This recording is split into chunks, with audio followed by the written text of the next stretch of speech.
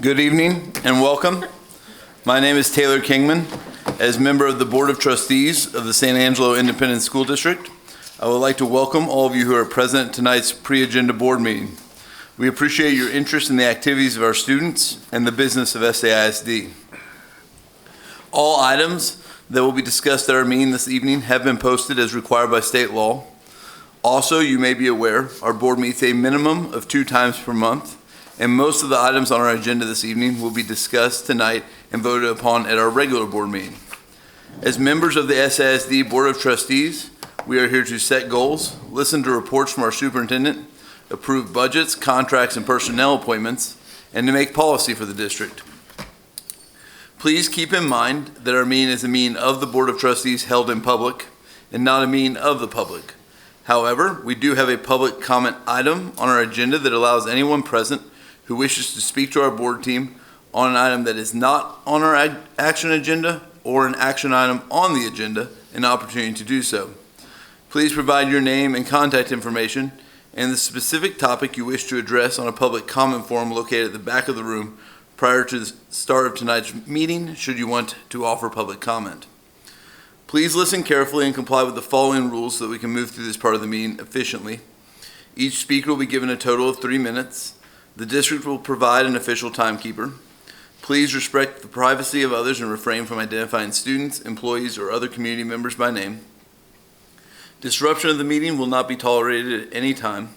Comments on any subject, whether positive or negative, must be courteous and respectful. Comments are limited to the specific topic you indicated on the form you filled out, and any speaker with a specific complaint about a district employee, decision, or operational issue should present that complaint through the appropriate mechanism, which is the district's formal grievance process.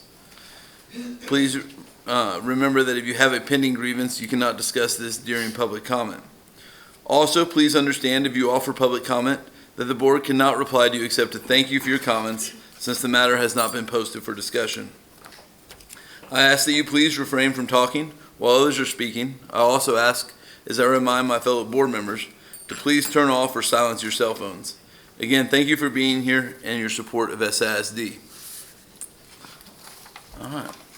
With that, we will call this meeting to order. We do have a quorum. Mrs. Mizell Flint will not be here this evening, but so 6 of us will be here. And with that, if you'll stand and please join me with the pledges to the United States and Texas. I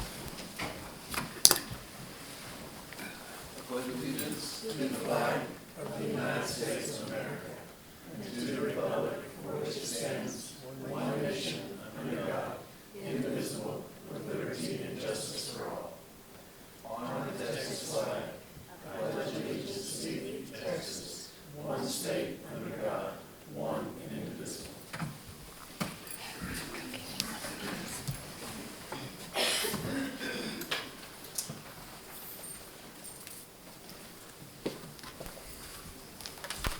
All right. Next, we're going to move forward with our agenda for tonight. And first on our agenda is recognition of San Angelo ISD community support. And Dr. Moran's going to help us with that. Yes. I'd like to invite Steve Elanius and Elizabeth Chambers to the front. And I'll join you in a moment, but just a couple of words, if you'll just stand in the middle there. I'd like to say thank you to Steve, who is our executive director of the Chamber of Commerce for San Angelo. And the leadership that the Chamber really took on as we launched into this bond campaign was pretty impressive. The truth of the matter is there were so many groups that got involved, but really tonight I'd like to at least acknowledge and recognize the Chamber, because they came out, endorsed the school bond, and then they threw their efforts into this with the belief that schools are at the heart of the community, and when schools do well, the community does well. And I want to acknowledge that and thank Steve Elanius, who's new. I used to be the newest guy in the room, and now I hand that off to you, Steve, so thank you for that. But you've led with class and polish and the belief that we can be better than we are, and I really appreciate that. And then for Elizabeth, words aren't enough, honestly. The truth of the matter is Elizabeth rallied a group of citizens in our community and and took on a workload that was incredible. I don't know that people really understand the amount of work and time that went into what you all did as a political action committee to support the school bond. And I want to say thank you publicly to Mrs. Chambers and all of the other PAC members that got involved. There were so many people that contributed their time, their money, their labor. There were people volunteering to do all kinds of things, putting up signs, making phone calls. We had a retired group of teachers that made lots of phone calls to people to get out the vote. So words aren't enough, really, for the two of you. I have a note to say thank you, and I'll turn it over to Dr. Kingman. Yeah, so to both of you, thank you.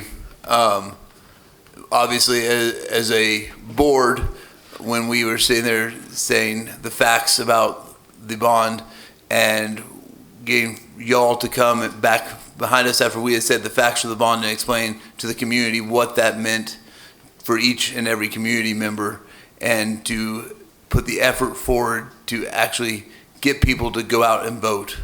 Elizabeth, I know we've been a part of these bonds before, and we knew there were enough yes votes in our community. There were enough people that cared about the direction of public schools. It was just getting them out to vote, and gosh darn it, you did a great job. So thank you.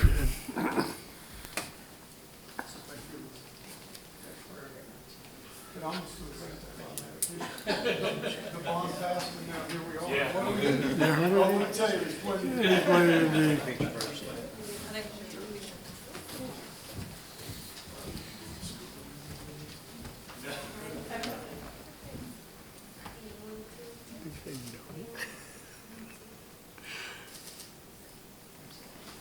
Hey, Stephen, we all shake.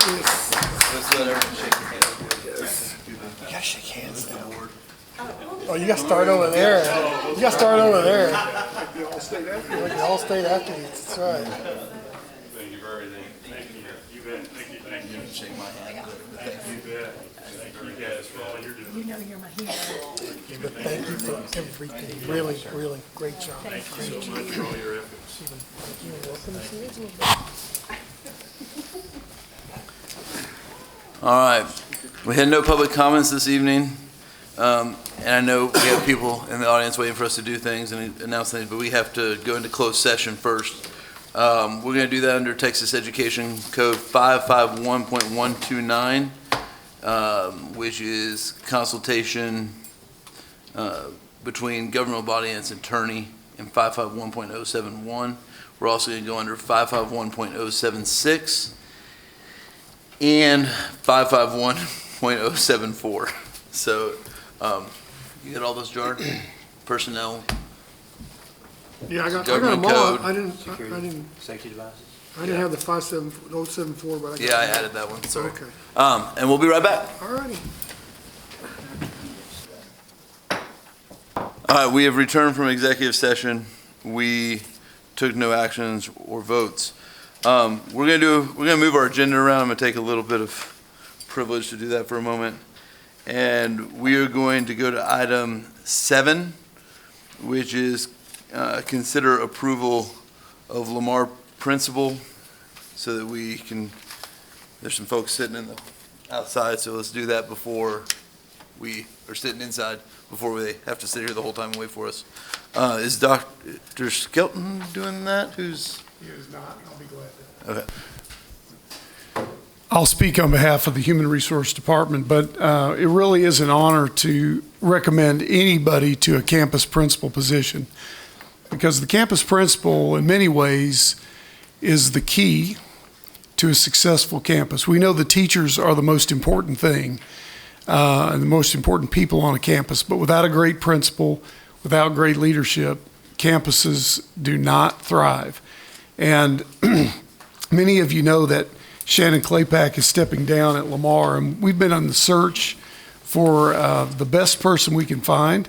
And thankfully, sometimes that best person is right under your nose. And so Ashley Bishop, if you'll stand, please. Ms. Bishop has been the assistant principal at Lamar. She's a quality candidate, and we know she's going to do great things at Lamar Elementary. The staff is excited to have you as their new leader. And so my recommendation to the board tonight is to hire Ashley Bishop as the principal at Lamar Elementary School. All right. Any questions for Dr. Moran? Do I have a motion to approve Mrs. Bishop as Lamar principal for the 25-26 school year? So moved. Motion from Mr. Dindle. Do I have a second? I second. Oh, I'm giving it to Miss Arroyo because this is her last chance to do that. Sorry, Mr. Gallegos. So a motion from Mr. Dindle and a second from Mrs. Arroyo. Any further board comments or questions?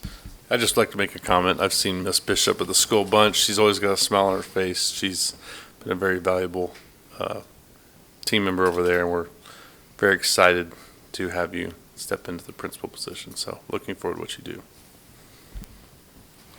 All right. All in favor, say aye. Aye. All against, say the same. Motion passes 6-0. Now I can say congratulations because we didn't want to say it before the vote, so we're good. Thank you. Congratulations, Ms. Bishop. All right. Next, we're going to move to item 8, which is consider approval of a director of school safety and student services. And Dr. Moran, I'm going to give that to you again. Sure, and I'd like to start off by first acknowledging and thanking Scott Walters for a job well done. Scott Walters is a veteran to this district. He's done a great job for many years, is well respected, and he's done a fine job for us in this position that's really new for our district and really relatively new to the state, but there's a lot to it. And Mr. Walters has worked diligently and has been a good representative for the district. And so I'd like to thank you for the work you've done. And as he retires, and I think he's wanting to drive a bus, Mr. Livingston, I'm not sure, but but my recommendation tonight is to offer the position to Claudia Becerra, who has been a faithful leader at Carver and Pays. Ms. Becerra is one of a kind and is tough as nails, and there's a lot of respect for her and her leadership and what she's done there at our alternative campuses. So it's my pleasure to recommend to the board Claudia Becerra to be our Director of Safety and Security. Any further board comments or questions? I'll make a comment on Claudia. I had the privilege when I worked in SAISD to work with Claudia, and you're not going to find anyone with a bigger heart for kids, and that lady works hard. So I think she will be hard to replace, but congratulations on that. And for Scott, I've known Scott a long time, and I was at Lakeview Thursday night, and the people he was a principal at Lakeview, when they heard he was retiring, their comment to me was, bring him back home. So congratulations, Scott, and you will be missed. Words can't tell you how much you'll be missed. Do I have a motion?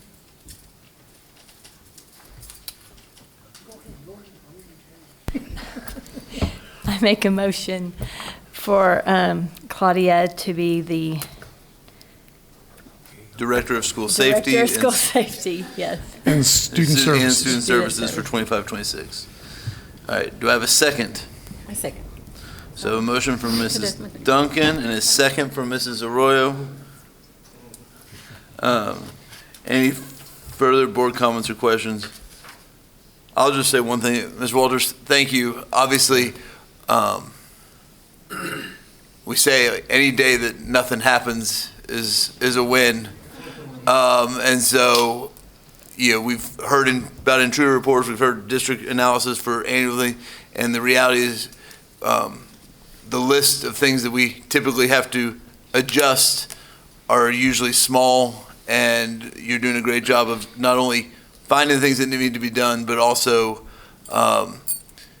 keeping the entire district bought in on being vigilant every day. So thank you. And then Ms. Becerra, love you. So glad that you're getting this opportunity. So, all right. So we have a motion from Mrs. Duncan and a second from Mrs. Arroyo. All in favor say aye. Aye. All against say the same. Motion passes 6-0. Thank you all for being here. All right, now, we'll go back. Sorry.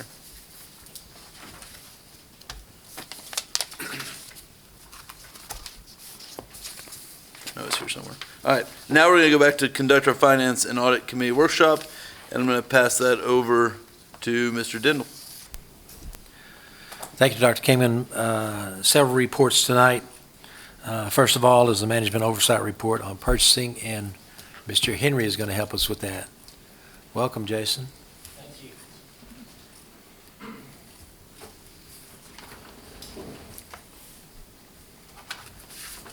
I'm Jason Henry. I'm the Director of Purchasing. I want to thank y'all for having me here. I'm going to jump right into management oversight.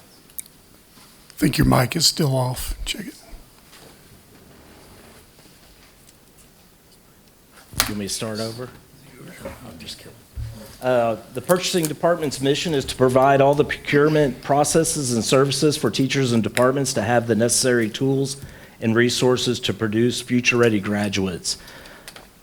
Our commitment is to student achievement and is our highest priority and the core principle for all decisions that impact the district. This is my staff that makes up the entire purchasing department.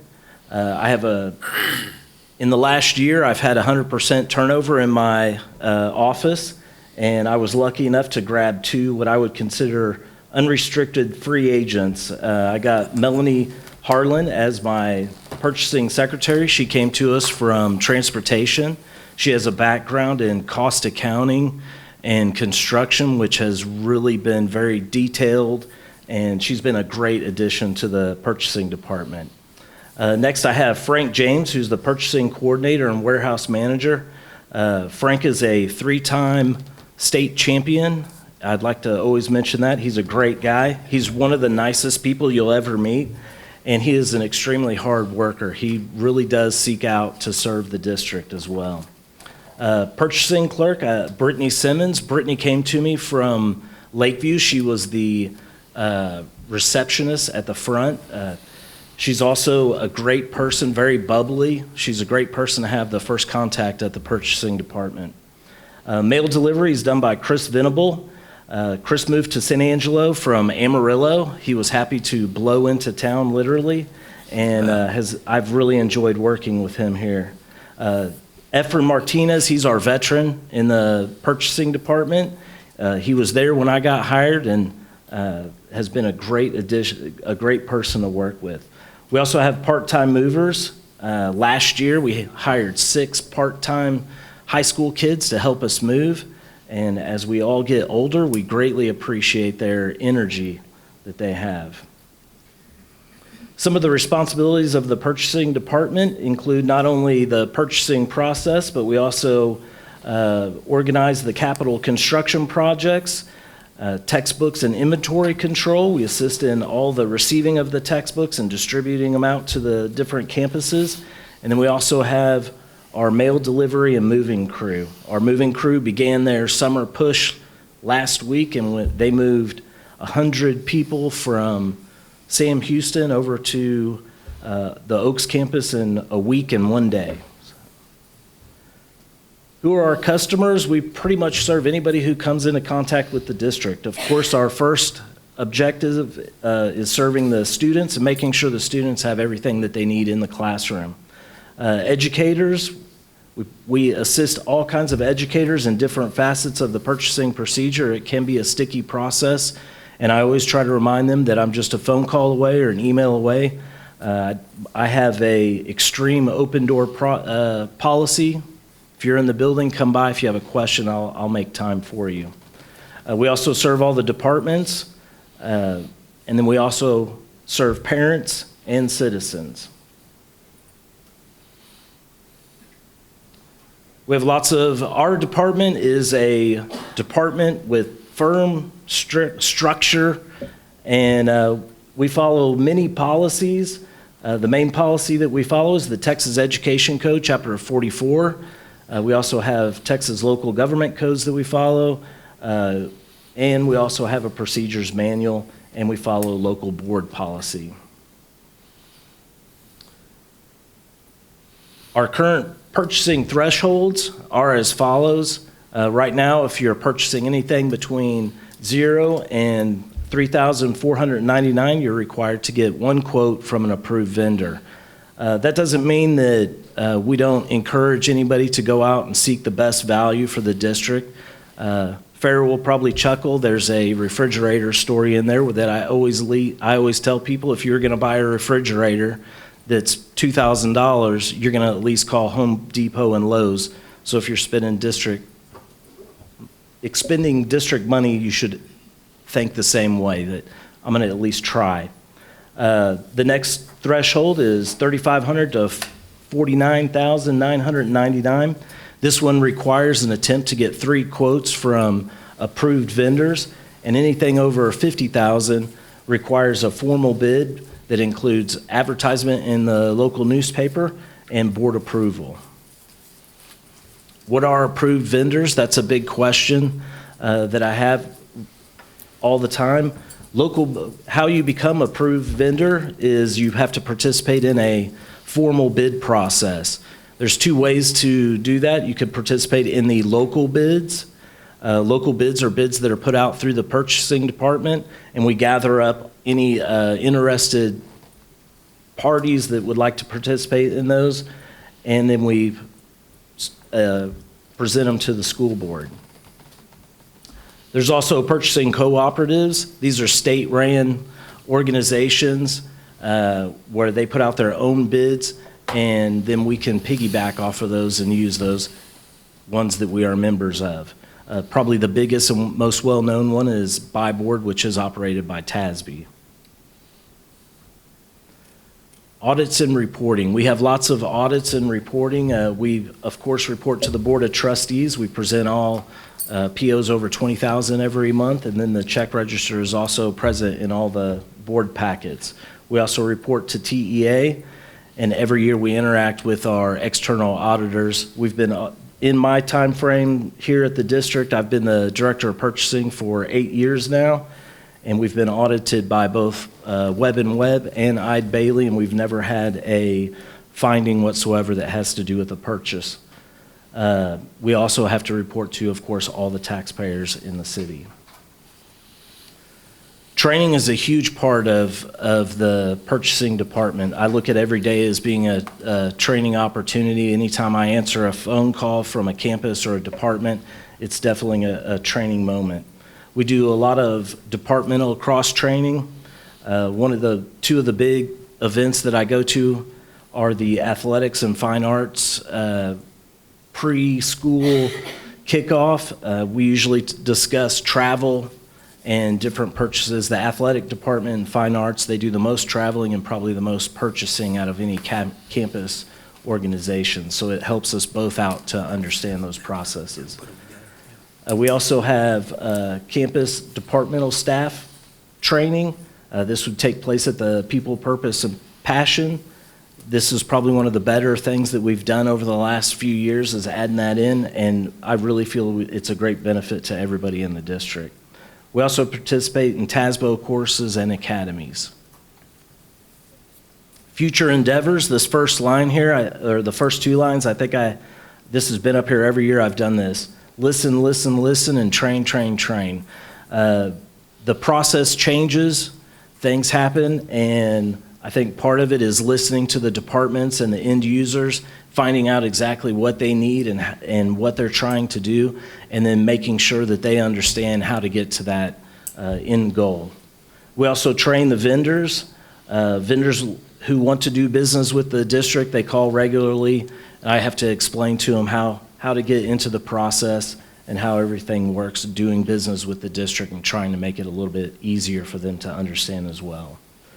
We also do, well, I already mentioned the department-specific training, and then we're looking at doing some travel training as well. I think travel is a big thing. We do a lot of traveling, and they can always use a little refresher in those aspects. Do you all have any questions? Questions for Mr. Henry? I know that when I first got on the board, I would ask, or since Jason's been here, I'm going like, well, so this is your busy season, but I found out that there's not a non-busy season for the purchasing department. There's always something going on in there, and there's constant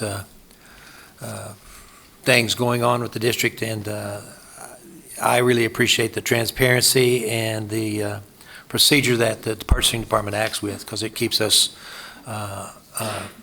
in front of the public, doing the right thing with our constituents' money. So I appreciate your efforts on that, Jason. Thank you. Additional questions? So we did want to expand on that. It seemed like a good time when we were talking about purchasing requirements, just to give a quick example of some things that have come up recently as costs have increased, and then just a conversation about our purchasing guidelines. Like Mr. Henry said, we have a purchasing guidelines for the district. They are in line with our local policy. You see there in CH, purchasing and acquisition, the board delegates to the superintendent the authority to make budgeted purchases. And then we know that those things at 50,000 or more come to the board. And then the district has in place anything less than that in our guidelines. So within that purchasing procedures manual, you'll see the 50,000 threshold. So right now, like Mr. Henry was talking about, from 0 to 34.99 is one approved vendor. And then anything from 3,500 all the way to 50,000, which is quite a large range, is quotes from 3 vendors. So what we run into and what we are entertaining as a district is a 0 to 9,999 as our quote from one approved vendor, and then the 10,000 to 49,999, right under 50,000 for the quotes for 3 vendors. And just as an example of why we would entertain that, here are some examples. So as we've gone through the district with access control, if we have an access control go out on an exterior door, it costs approximately $6,000 to have that, to get a new access control and have that installed in the system, sometimes with or without wiring, depending on what's wrong. And going out for 3 quotes, as you can imagine, because it's over our $3,500 threshold. Sometimes, the other vendors are busy, contractors, and so sometimes it can take days, weeks to get that back, and we need our exterior doors secured immediately.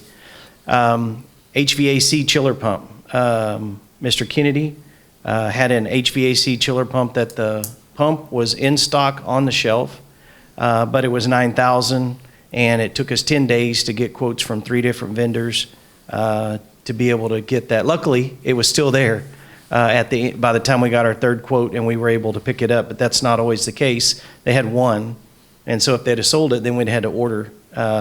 And then cameras. If we have a request to place a camera in a special education classroom, we have 45 days to make that happen. We use a Vigilon across the district for our security cameras, so that when we do training, use, installation, our staff are familiar with the product. We have one local dealer that deals in a Vigilon, and so when Scott has to go out for bid for quotes for Vigilon cameras, they're like, why don't you just buy it from the dealer in San Angelo? It's like, well, it's over 3,500. We need to get 3 quotes, and it has taken up to 30 days to get 2 other vendors to send a quote. They're busy, right? And it's they consider a small purchase, and it's not always easy to get. So that's what we're discussing internally. We wanted the board to be aware. That's certainly an internal policy. But if you have questions about that, we would like to be able to answer those for you, and wanted to bring forward 3 examples that are important that we deal with. Mr. Kennedy could probably give you a whole list, right, of things that happen in plumbing, electrical, and HVAC that it's difficult to have anything done for $3,500. So anyway, We'll let that answer questions or emails that you might have as you think about that before we make a change in that process. Quick question for you, Dr. Brandon, just before we let you go, just since you're up there on this. Even though, just for the public's sake, even though when we've increased our purchasing allotment to $50,000 because we had some, I think it was a sewer delay that caused us to change that rule several years ago, we have kept our PO reports at 20,000 just for people watching and learning about what we're doing as a board. I just think it's important to understand that we're continuing to monitor any purchase over $20,000, even though the superintendent and the board and the administration team has the ability to do that purchase for the 20 to 30. We're on our reports, it stays at 20. But the next question I have for you regarding these examples, the vendors that we approve for these purchases that are these smaller purchases, less than 10,000, those are approved on an annual basis, correct? Correct. So each year we look at what they would give us as a quote and for certain items before the year even starts, correct? Most of them are approved on catalog bids, and then we go out and ask them for quotes. Certain items, kind of like this access control one at the top, it would be hard to get a price from somebody that you could guarantee would be firm for the whole year. So every time you go back out and you ask for quotes on that. Either way, though, for that year, though, we approve a vendor or two vendors or three vendors or seven vendors that we go to get quotes from. So it'd be even if we were concerned about something, it would be an annual review to where we could cut a vendor out or review whether the vendor's purchasing prices have been consistent with previous years, et cetera. Yes. Okay. I was gonna ask you, do y'all know when the last time because I think you had the policy up on the slide, didn't you? Well, I'm like the purchase levels, when was the last time that we updated those?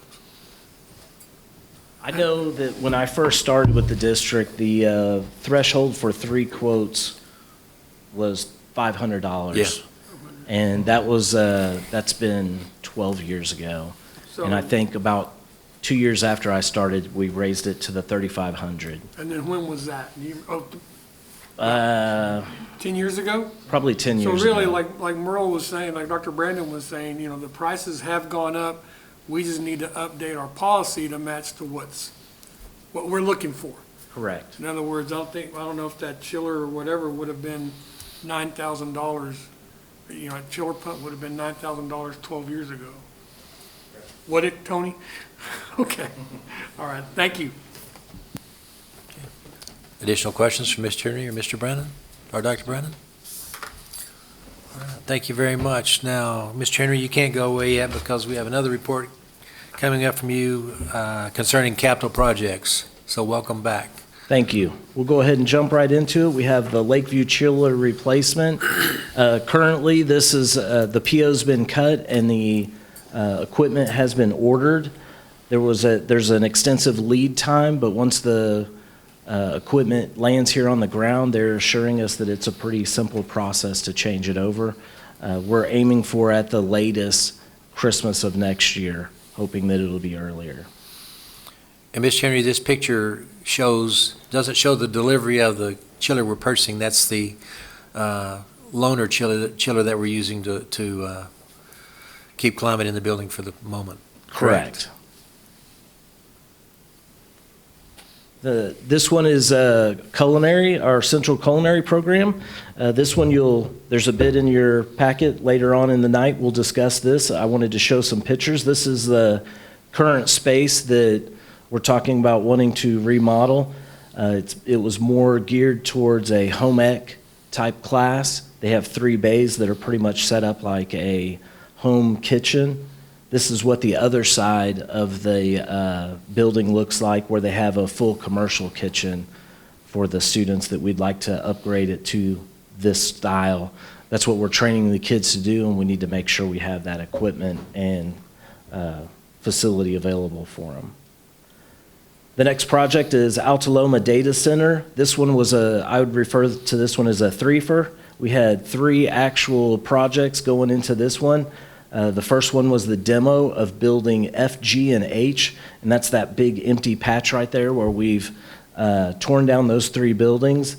They were the ones that were on the corner, the cafeteria, and then a little small interior building. They were the oldest buildings on the campus and had the biggest problems. Tony high-fived me after we hauled the last bit away. We also had an electrical problem where somebody ran into our electrical switchgear out in front of the campus and tore out the electrical, so we're replacing that. That's probably the longest lead item that we have. That switchgear hasn't shipped yet. It doesn't ship until the end of June, but it's not slowing down progress because it doesn't operate the full campus where we're doing the major project, which is our new district server location there at Technology. Here's a picture of the interior of this room.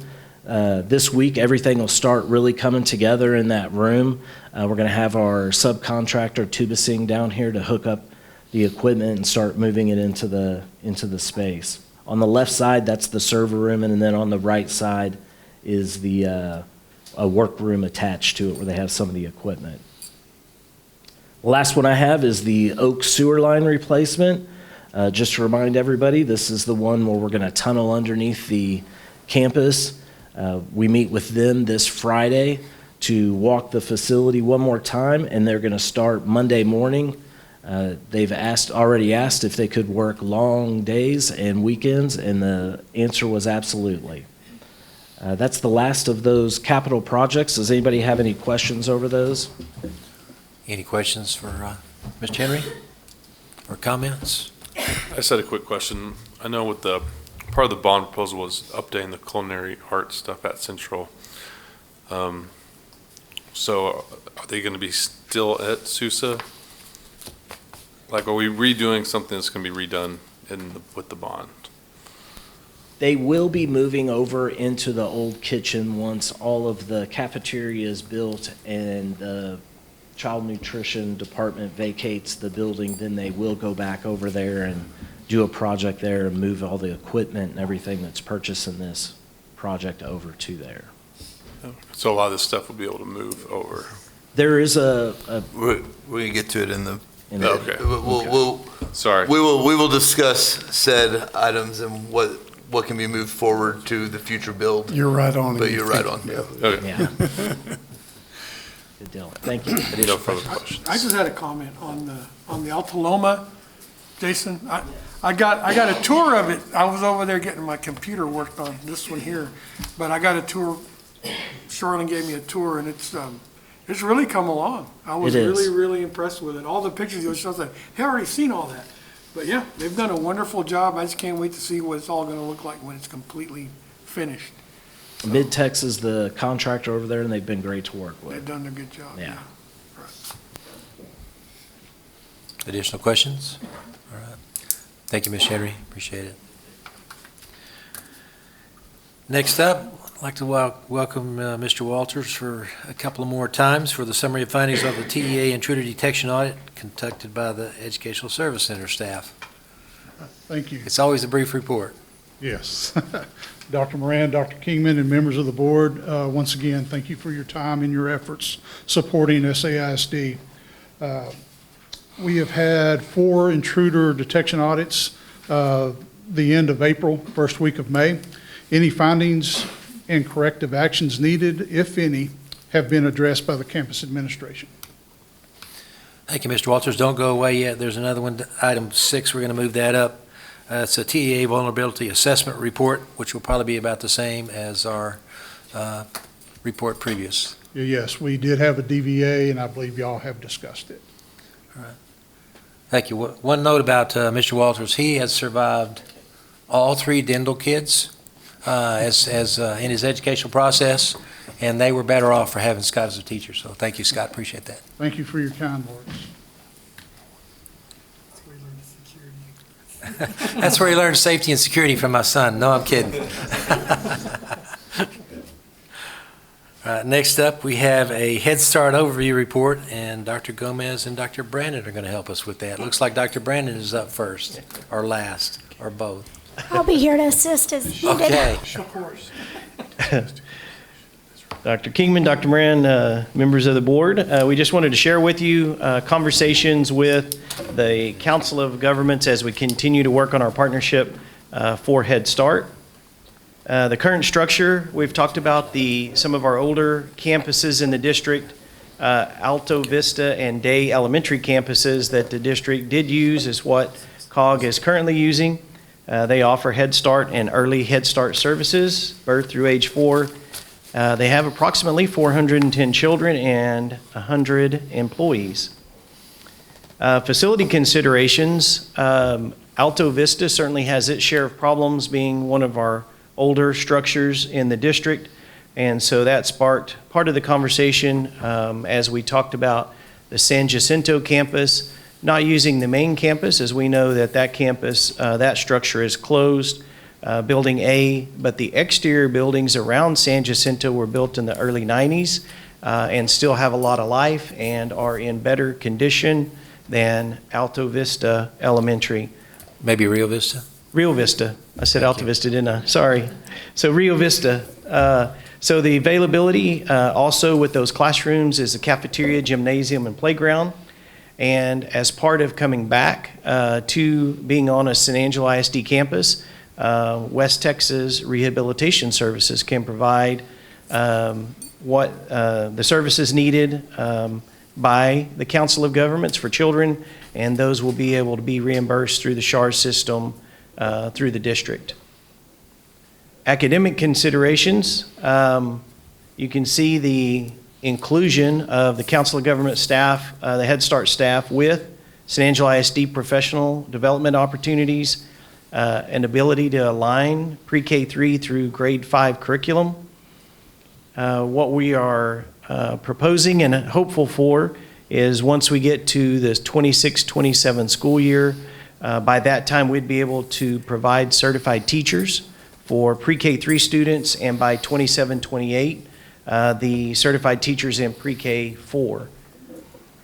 This, we hope, improve early literacy and math skills for pre-K and kindergarten as we're able to affect the learning of pre-K3, pre-K4 students before they come into the pre-K classrooms and kindergarten. And that would be evidenced through our Circle, CLI, and our M-Class assessments for math and reading. Financial considerations, given the number of students that Head Start currently has, the initial ability to collect ADA funding through pre-K4 would be in the neighborhood of $750,000 for the 25-26 school year.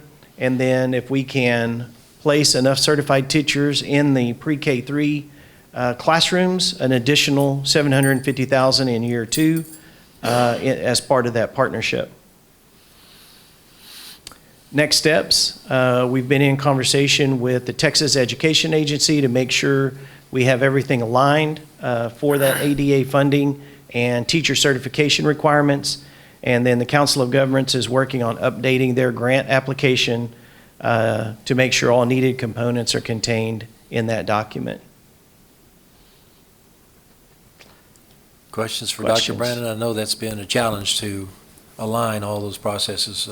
How long between has the Council of us and COG. Governments, how long ago did they get away from the school district? They went on their own. When was that? 2019. Was it 2019? 6 years. When they stopped, so, and we're bringing them back in again? Yes, but we're not the delegate. It's just a partnership at this time. So as What you, was it, what were we before? we were the delegate. The Council of Government They is would still the get delegate. grant, right? They would get the grant, but Yes. we were the delegate. Okay. And this is a partnership. This seems like a much cleaner way to do it than what we were doing in 2018, 2019. And Dr. Gomez, don't let me say a wrong fact, but 13% of our kindergartners this year started kindergarten on grade level, correct? Yes, sir. So as we've shared previously, we want students in any structured setting as early as we possibly can. And so an improved partnership with COG, helps us partner with them with professional learning and curriculum. Now, they still oversee their curriculum, but even this July 15th in Learning Palooza, 18 of their teachers will be with our SAISD pre-K teachers and our Director of Early Childhood discussing curriculum and early literacy for the upcoming school year. So in a lot of ways, it's similar to our right sizing of elementary schools, where we're trying to bring as many people together so that they can work together to bring everyone up. Absolutely. It's like a big PLC group just with an outside organization. Farrah, I was asked this question. So if 13% of our kids are coming to kindergarten where they need to be, where would parents find where they need to be? Does that make sense? So last week was the official SAISD kinder and pre-kinder registration for the district. We take them at any time, so once enrollment started, but we had a big push during that. We also have literature for families, so if you need that, it's on our SAISD website, but we could make it available to you or any of our stakeholders, community members, on just really early coming to school readiness skills for families to work on with their children.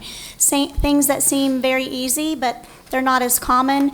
Being able to tell their first and last name, being able to say the first and last name of their parents.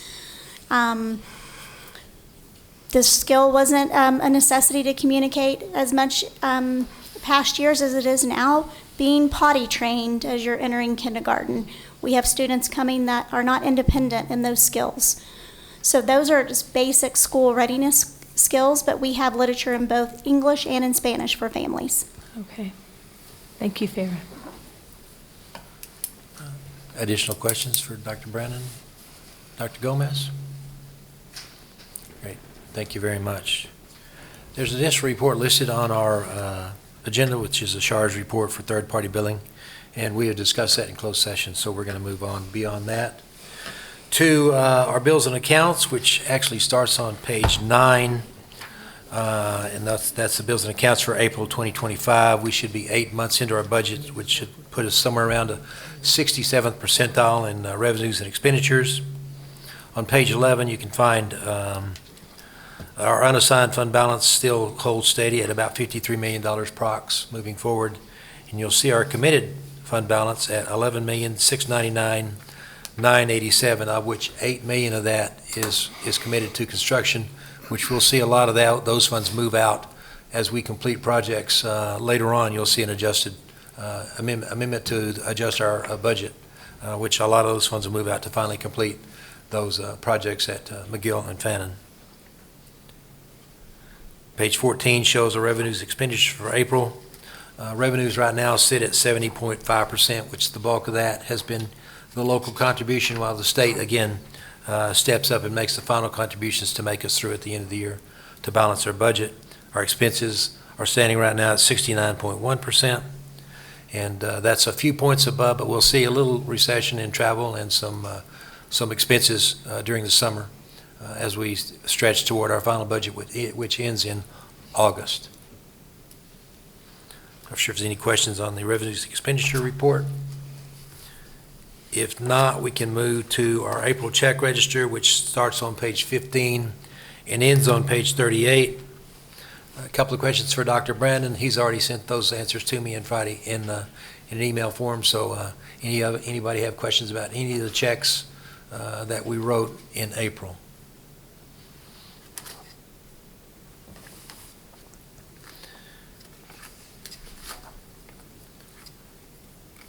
Okay, if not, we can move on to our monthly investment reports, which are on pages 39 to 42. The district's total invested funds at the end of April were $76,441,448.31. The interest earned for the month was $285,758.82. The interest earned in the general fund only was $259,335.28. Interest rates held steady in the pool between 4.33% and 4.47%. Any questions about the monthly investment report? If not, we can move forward to the general fund adjustment, budget adjustment, which is described in pages 44 to 47 of our board book. And you can see at that point where there's some miscellaneous adjustments, small in amount, but we're moving $7 million into our general budget from our committed funds to account and pay for construction projects as they become payable in the next month or so. Page 48 shows our amended budget with those amounts adjusted. And the $7 million moved into the general fund for construction projects. And then on the bottom of page 49, it shows the committed funds now are only $4.7 million, with that $7 million being moved out of committed funds. That's on page 49. All inclusive of the general fund budget adjustment. Any questions on any of that?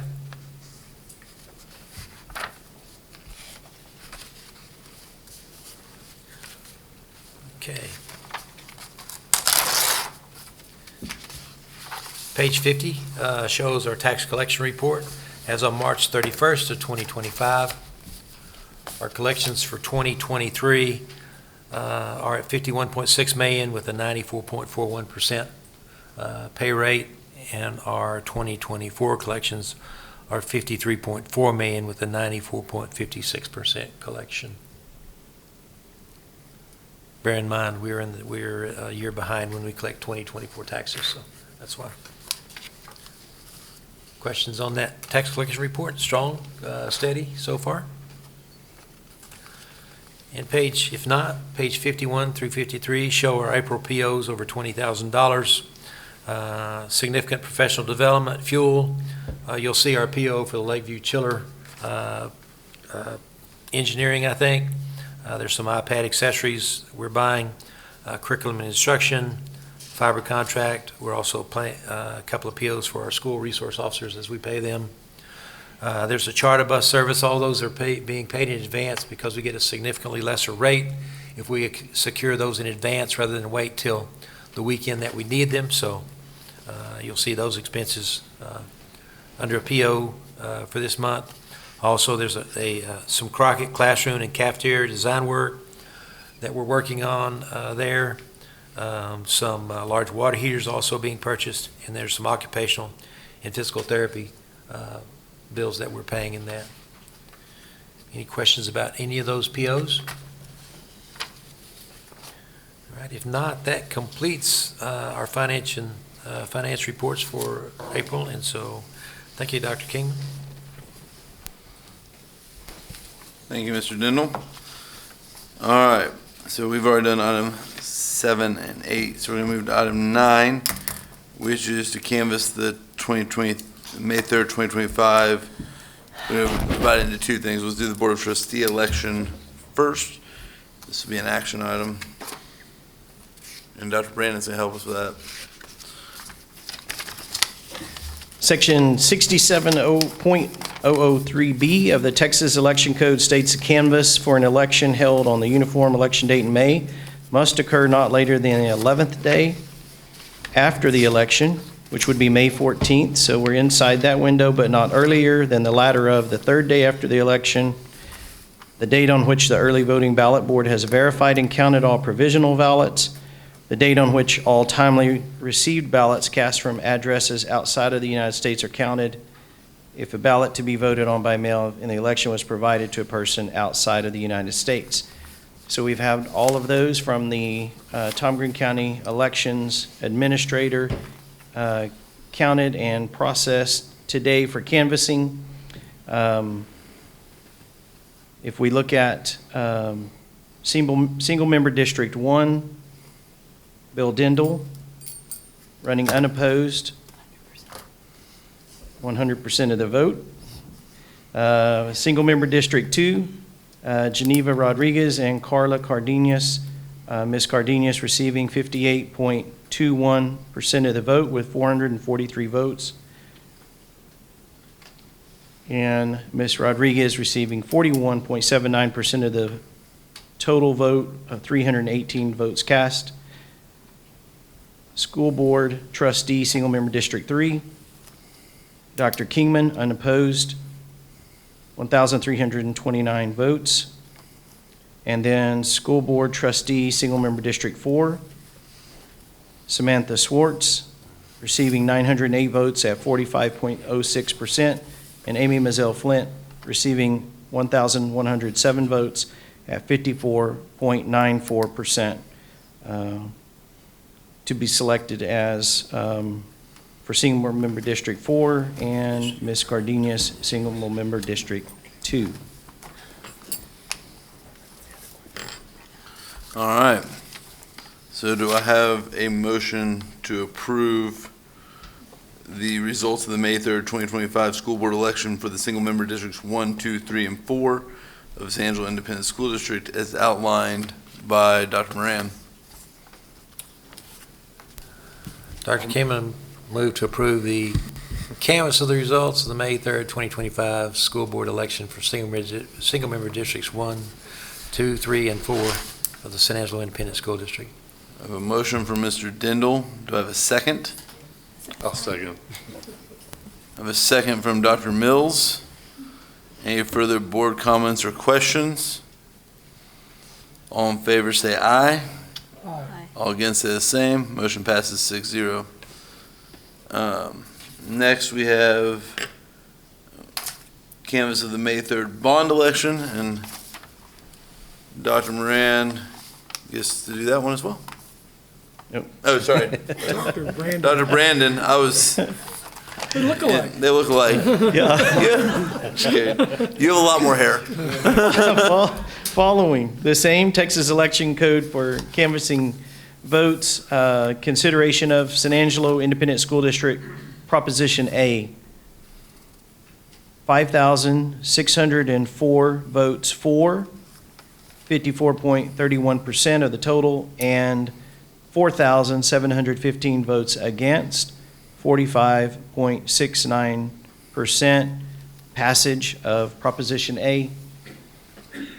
Dr. Brandon, can you read those percentages again, just to be sure I thought I heard 51%, but I'm pretty certain it was a landslide at 54%. It was a 54, yeah. Okay, so we do have an updated, so we did have one come in from Tom Green County Election Administrator. That updated total for Proposition A, so 4 was 5,435, 53.03%.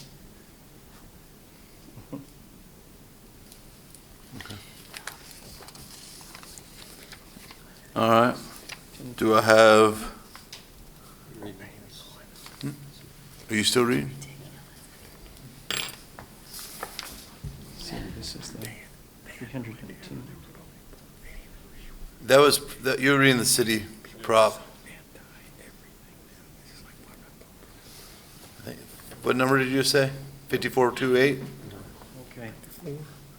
All right, let me make sure we're correct. I apologize. I did the one for the city. Okay, San Angelo ISD, Proposition A, 4, 5,611 at 54.30%, and 4,722 against 45.70%. Perfect. All right. Do I have any board questions or comments about the landslide victory for Proposition A of the San Angelo Independent School District? Yeah. Do I have a motion to approve? Motion to approve. Motion from Dr. Mills. Do I have a second? And a second from Mrs. Arroyo. All in favor say aye. Aye. All against say the same. Motion passes 6-0. Perfect. Moving forward, okay. We're getting a lot of these results as we go today, and we're trying to canvass them, so we want to make sure that we have the right numbers and percentages in the The good news, I think, you and Bill Dindal are probably a lock there at the 100%. I think there are lots of undervotes. There are only 50 undervotes in the Proposition A and 46 for the cities. But They don't have as strong opinion, I guess. yeah. Okay, so there is an update as well that was emailed in late. The single-member District 1 for School Board Trustee Bill Dindal is correct at 941 votes. Single-member District 2, Geneva Rodriguez, 319, 41.81%. Carla Cardenas, 444 at 58.19%, with the election of Ms. Cardenas.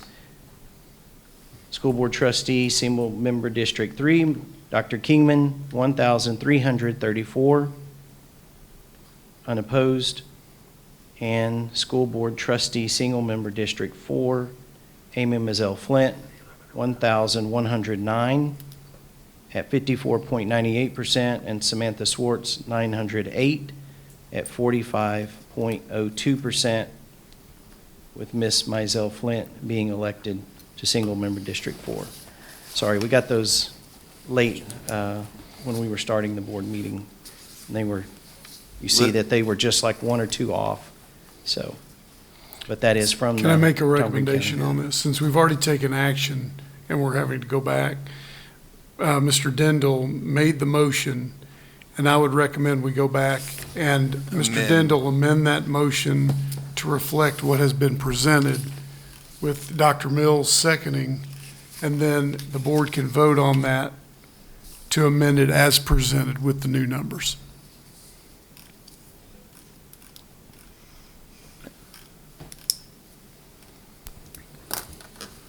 So, and I think the language, my question was, does the language of the motion even have, do we even have Just to as read or- presented.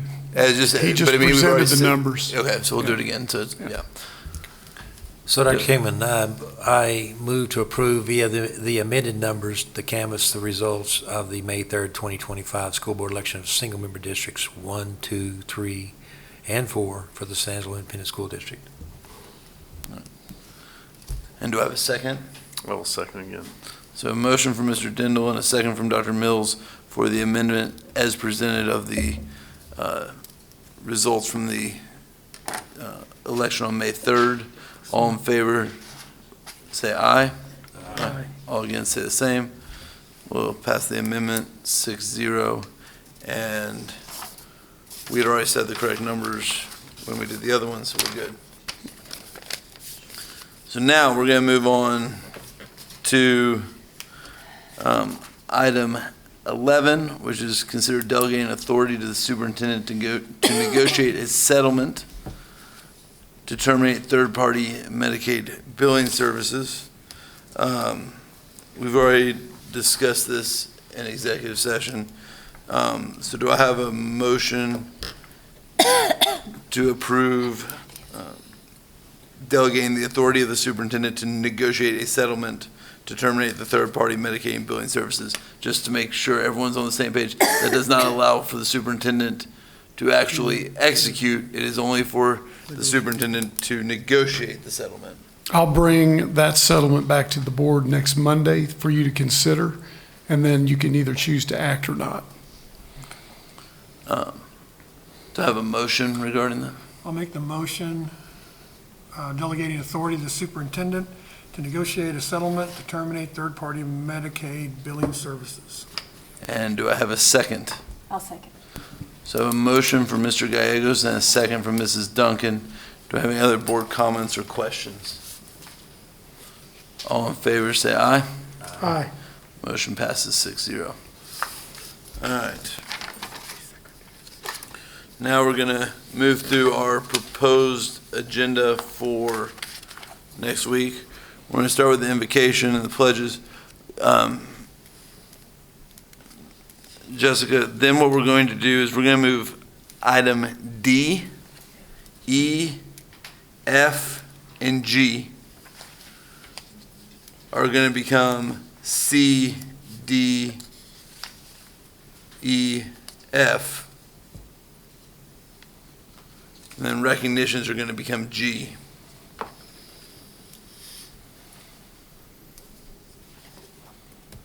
Everyone got that? So item, consider certificate of election. That will be item C. Statement of elected appointed officers, that'll be item D. Oath of office will be item E. Officers will be F. And recognitions will be G. Okay.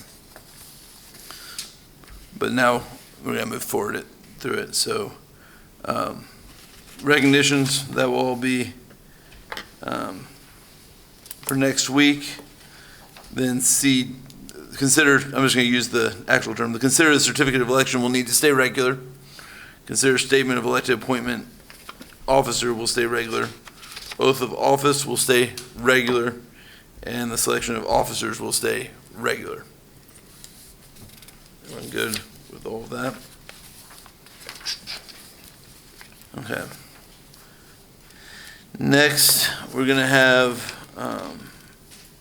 information items. One is going to be on the bell schedule for the 25-26. Dr. Gomez, is there anything we need on the bell schedule tonight?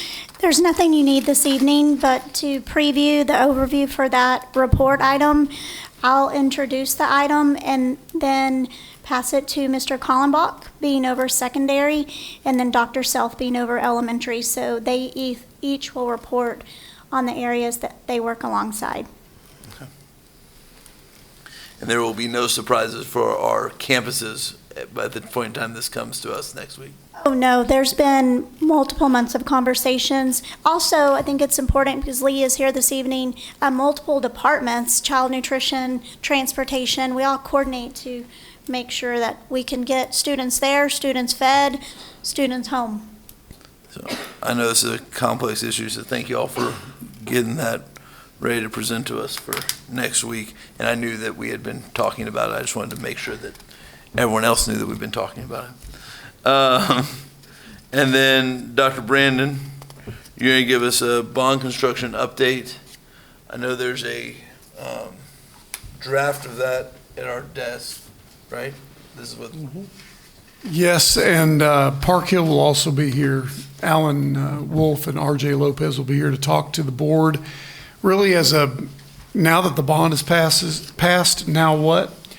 And the timelines, project packages, all of those things, so that we can have an open discussion about that as we begin the real work now. So if everyone would look at this packet, so y'all have questions for Dr. Brandon and Park Hill, et cetera, next week. But I think it's important we do that in our regular board meeting next week so that our community members hear all of that. Absolutely. So, all right. So, action items.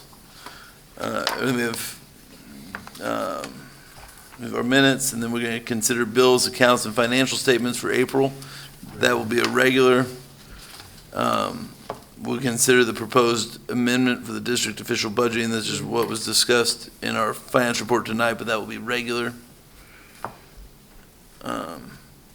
The acceptance of the audit engagement letter for I-Bailey's CPAs. Any thoughts about that not just being a consent item? I read This it. is just an annual, yeah, this is just an annual, so we'll make that consent. Consider transportation rider check-in software purchase to include all needed hardware for a turnkey project. I would recommend that be regular just because it's a transition and there may need to be some discussion surrounding that. That's just my. Mr. Henry, do we need anything on that this evening, or can we do that next week? Or Mr. Livingston? Who, you want to give us any preview on that tonight since you've sat through all of this? And maybe so we can have some questions if there are any for next week.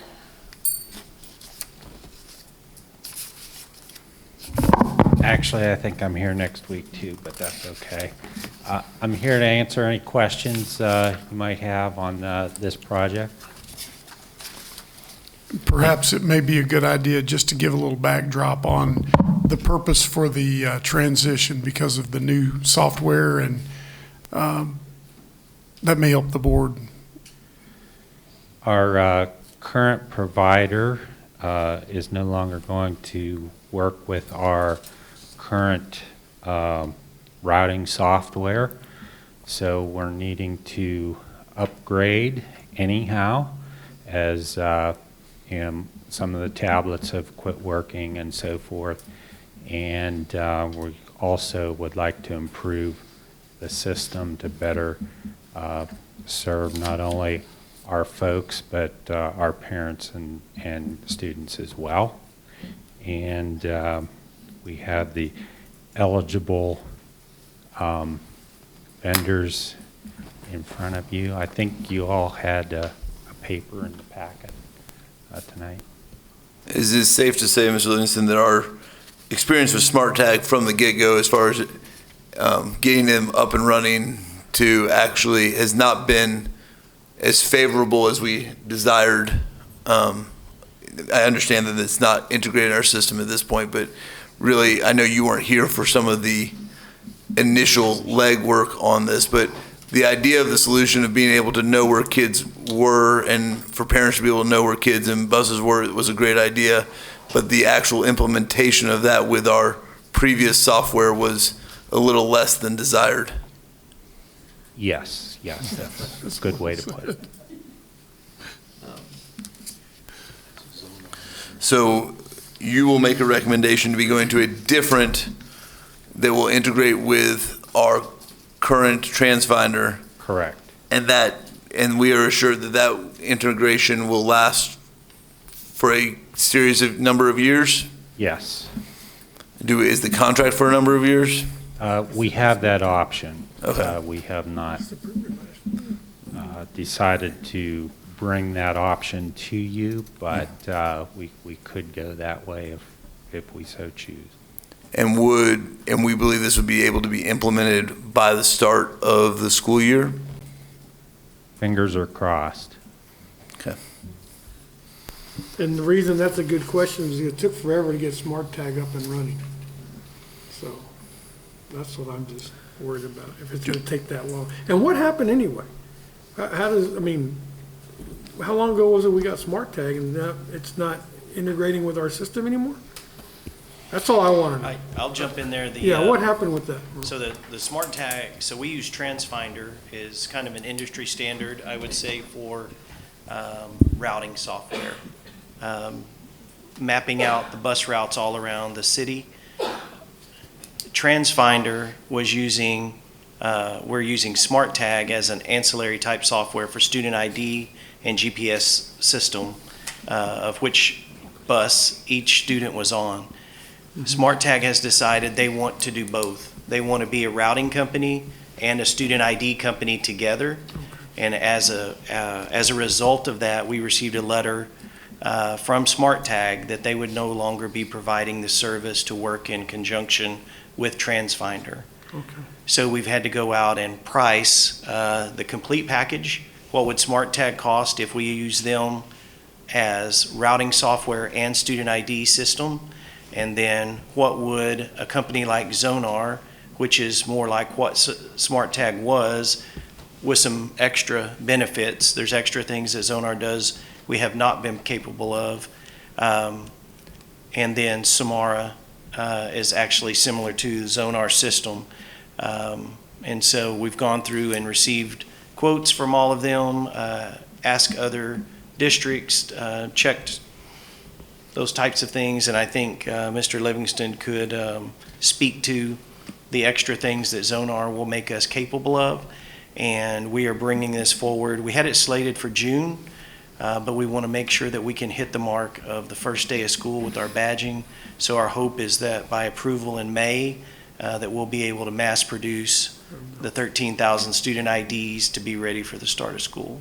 Okay, thank you.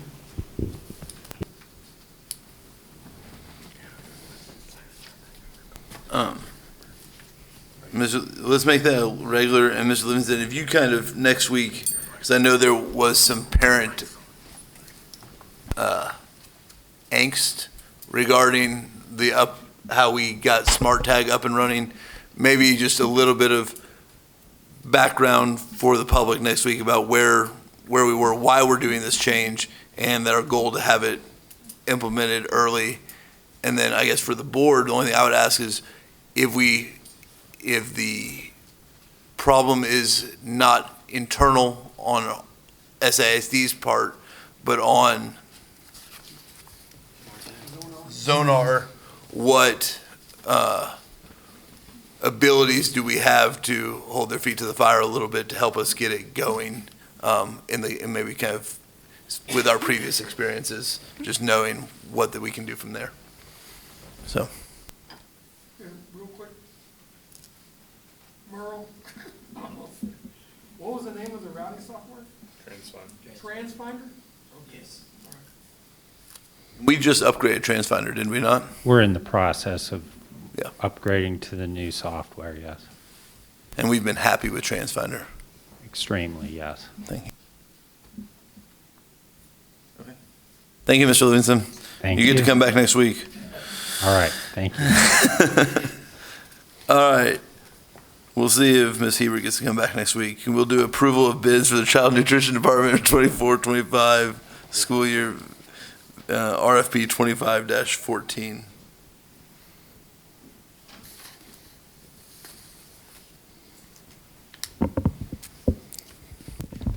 Good evening, Dr. Moran, Dr. Kingman, ladies and gentlemen of the board and cabinet.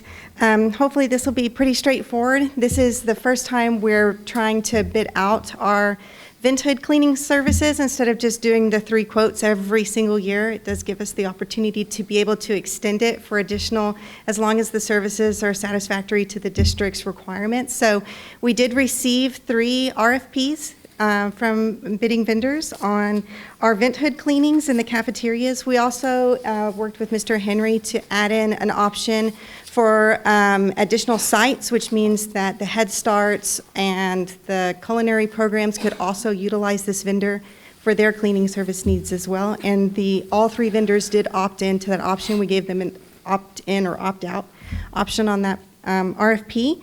And so after reviewing the 3 RFP proposals that came back, it is our recommendation to award to Rhino Shine vent hood service in the amount of $8,730.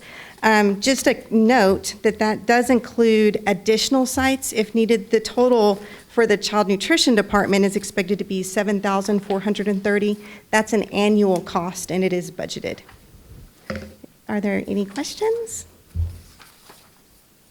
I've cleaned those before. Any questions? Dr. Kingman, I know the board action shows it recommends that we approve the bids as presented, not award it to Rhino Shine. So I'm not sure how that's labeled in there. It just says to approve the bids and not to approve the Rhino Shine as the award of the contract. So if we can It's on page. clean up our language on page 101. 101 for that to say to approve it for Rhino Shine, then I think that's okay to put that as consent. Good catch, Yes. Mr. Dindal. It's good. Thank you very much. Thank you. All right, now the one Dr. Mills has been looking for all night long. RFP 25-005, the Culinary Arts Lab refresh. The Central Culinary Arts Program is experiencing significant growth, necessitating the expansion of its current facility. To address this need, we initiated a project to integrate the existing commercial kitchen at Sousa with the adjacent underutilized home economics classroom. This conversion will create a larger, modern commercial kitchen space to better serve our students. A request for proposal was issued to identify qualified companies capable of this refresh. The district received a total of 4 bids and 1 no bid. Following a thorough evaluation process based on predefined scoring criteria, Mid-Tex of Midland received the highest score overall. The administration recommends that San Angelo Independent School District Board of Trustees approves the award of the Culinary Arts Refresh contract to Mid-Tex of Midland for the total contract price of $707,000. This amount includes an owner's contingency of $40,000 to address any unforeseen issues that may arise during the project.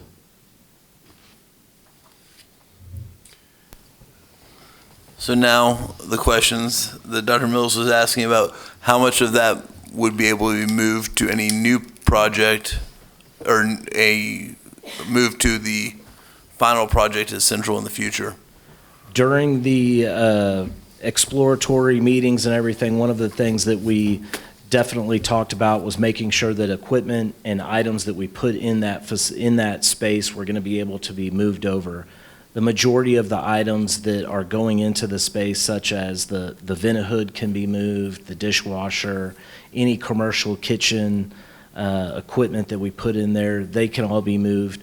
We chose modular tables that could be moved.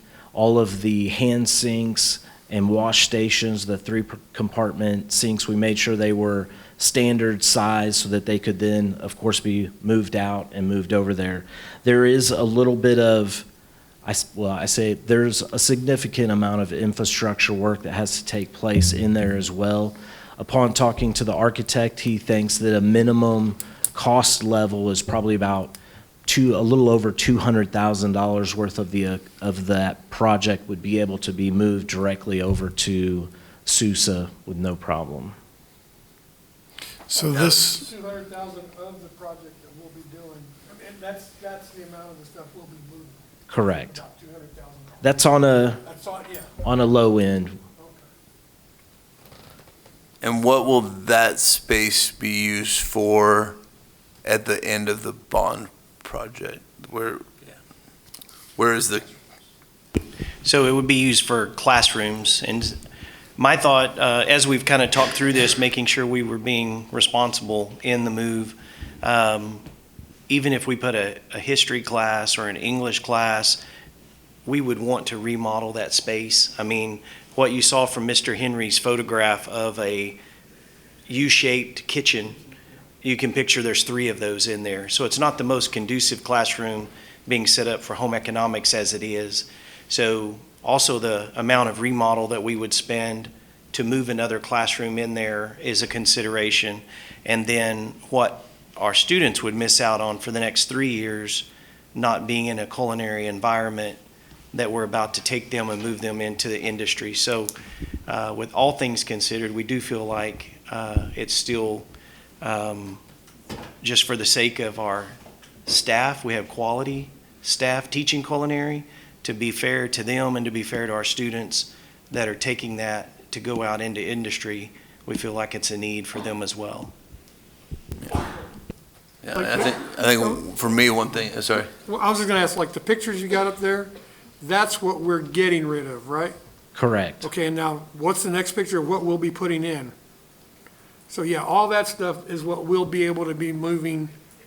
You know, we won't have to purchase all this stuff when we go to, Correct. when you build a new one. The Okay. intention is to move that over, This and is all even movable stuff. Roxanne Fentress, the director of Yeah. CTE, that was the plan from the get-go, is make sure that we can move as much of this stuff that we're expending over to the new space. And I think as a fiscal note, this money would come from career technical education funds. And so we're required to spend a certain percent of those funds yearly. And we've been under that mark the last 2 years, and it's a 3-year average. So there is an amount of money that we could put into career and technical education that would help level that 3-year average. So that's part of the decision as well, that it makes good sense. And I think it's important for this board and our admin team and each campus, like, even though we're going to have some great spaces 3 years from now, we can't sacrifice where the kids who are in any of our campuses right now, they deserve to get experiences as well. So So what is the class that the freshmen take? What's it called now? Not homemaking? No. They have an intro to culinary. And they would, because that first picture looks like the kitchen at Oaks too. So they would be in this kitchen now? Yes. Okay. So roughly 500,000 would be, I guess, lost, so to speak, like, or spent that we would not recapture, because 200,000 would be moved over. You could put it that way, like Merle or Dr. Brandon pointed out, a large portion of that, to turn this into a history class or anything else, we would have to, all the demo work, we're almost doing it ahead of time. So we'll be able to recoup that. It's going to have to be done anyway to turn that into a classroom space. But then in 3 years, we'll have to remodel that. No. So you could, it's ready to go in 3 years. All right, thank you. Any other board questions or comments regarding?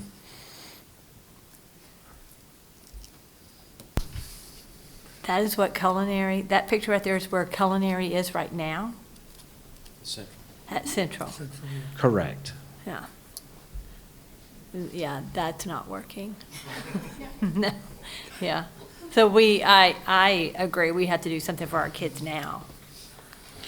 That can make- kitchen They is do have that. outdated for the household, you know? They do have partial space. Right. One space, but then all the other. The other space- pictures at Central as well.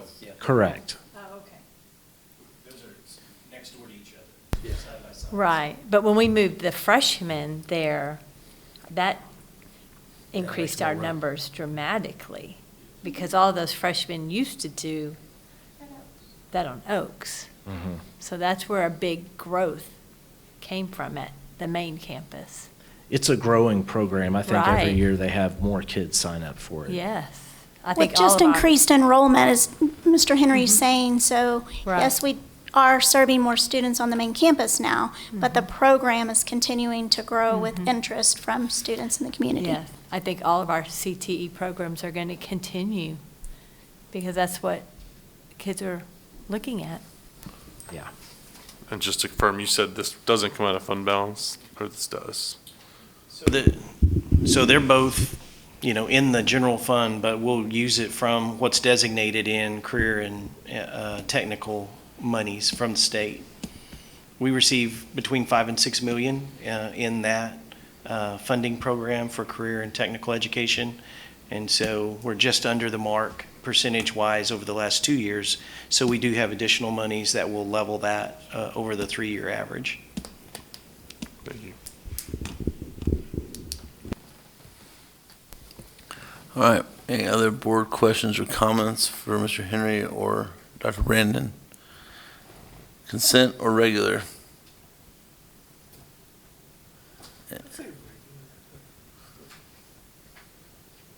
Regular? I'm fine with it. I mean, Kyle? I'm fine with either one. I would recommend it be regular simply because of the size of the project and the amount of discussion we've had. Sounds good. Transparency and trust are what we're working towards. So. Like it. Thank you. All right. Mr. Henry, you don't get to leave.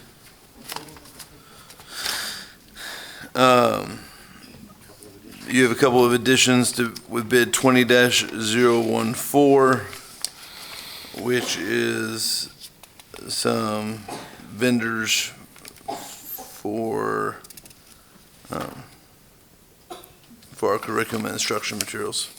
Correct. This is an adder to an existing bid that allows us to add vendors on. As I spoke about training and communications with the other departments, these are items that the campuses need for next year, and they're planning ahead, getting them onto this bid so they can use them next year. So, and then this will be, when we get the approval for the materials next year, they will already be on the list for next year because they've been. Correct. Perfect. All right, so everyone okay with that being consent? Just an add-on? All right, that is a consent. Recommendations for the 25-26 teacher, and other professional contracts. We will get that next week. Yes, and this is just a holdover. You know, not everybody made the April meeting Right. for one reason or another. There's a small number of contracts still hanging out there. You can see the next two agenda items that are proposed for next week are to clean up by recommending to approve the remaining contracts. And then there are a few probationary contract individuals who, for one reason or another, and I'll give you an example, someone may have had an addendum to their contract to become certified or pass the test for their content area or the pedagogy test, and they failed to do that. And that then allows us to recommend termination of that probationary contract to the board because they cannot legally teach in our district next year. So that's where we're at with those. So item 8, I would say would be consent. But I think just so our public understands what we're doing with 9, let's make that a regular. That's fine. Just so that it, because anytime you put on the contract that you're terminating, the agenda, Right. you're terminating someone, I think it's just important to understand what the realities of that are. I agree. Anyone have any questions regarding that? All right, so announcements, we'll have, that's all for next week. We don't have to read through those. Any other board comments or questions for tonight? No? All right, with that, we are adjourned.